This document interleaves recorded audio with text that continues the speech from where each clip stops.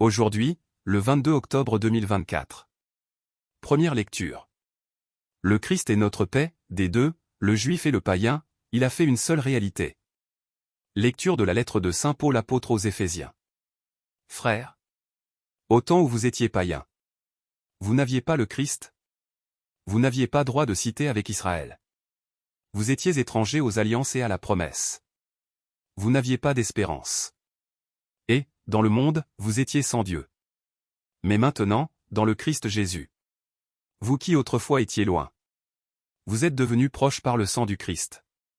C'est lui, le Christ, qui est notre paix. Des deux, le juif et le païen, il a fait une seule réalité. Par sa chair crucifiée. Il a détruit ce qui les séparait, le mur de la haine. Il a supprimé les prescriptions juridiques de la loi de Moïse. Ainsi, à partir des deux, le juif et le païen. Il a voulu créer en lui un seul homme nouveau. En faisant la paix. Et réconcilier avec Dieu les uns et les autres en un seul corps. Par le moyen de la croix. En sa personne, il a tué la haine. Il est venu annoncer la bonne nouvelle de la paix. La paix pour vous qui étiez loin. La paix pour ceux qui étaient proches. Par lui, en effet, les uns et les autres, nous avons, dans un seul esprit, accès auprès du Père. Ainsi donc, vous n'êtes plus des étrangers ni des gens de passage. Vous êtes concitoyens des saints. Vous êtes membres de la famille de Dieu. Car vous avez été intégrés dans la construction. Qui a pour fondation les apôtres et les prophètes? Et la pierre angulaire, c'est le Christ Jésus lui-même. En lui, toute la construction s'élève harmonieusement. Pour devenir un temple saint dans le Seigneur. En lui, vous êtes, vous aussi, les éléments d'une même construction. Pour devenir une demeure de Dieu par l'Esprit Saint. Parole du Seigneur. Nous rendons grâce à Dieu. Psaume. Ce que dit le Seigneur, c'est la paix. La paix pour son peuple. J'écoute, que dira le Seigneur Dieu? Ce qu'il dit, c'est la paix pour son peuple et ses fidèles. Son salut est proche de ceux qui le craignent.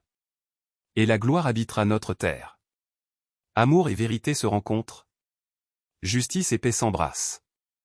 La vérité germera de la terre. Et du ciel se penchera la justice. Le Seigneur donnera ses bienfaits. Et notre terre donnera son fruit. La justice marchera devant lui. Et ses pas traceront le chemin. Évangile. À qui l'on a beaucoup donné, on demandera beaucoup. Alléluia. Alléluia. Veillez, tenez-vous prêts. C'est à l'heure où vous n'y penserez pas. Que le Fils de l'homme viendra. Alléluia.